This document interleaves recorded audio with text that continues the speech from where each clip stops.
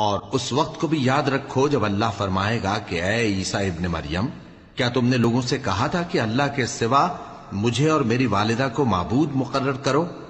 وہ کہیں گے کہ تو پاک ہے، مجھے کب شایع تھا کہ میں ایسی بات کہتا جس کا مجھے کچھ حق نہیں۔ اگر میں نے ایسا کہا ہوگا تو تجھ کو معلوم ہوگا، کیونکہ جو بات میرے جی میں ہے تو اسے جانتا ہے، اور جو تیرے جی میں ہے اسے میں نہیں جانتا۔ بے شک تو علام الغیوب ہے۔ میں نے ان سے کچھ نہیں کہا بجز اس کے جس کا تو نے مجھے حکم دیا، وہ یہ کہ تم اللہ کی عبادت کرو جو میرا اور تمہارا سب کا پروردگار ہے، اور جب تک میں ان میں رہا ان کے حالات کی خبر رکھتا رہا۔ پھر جب تو نے مجھے دنیا سے اٹھا لیا تو تو ہی ان کا نگراں تھا، اور تو ہر چیز سے خبردار ہے۔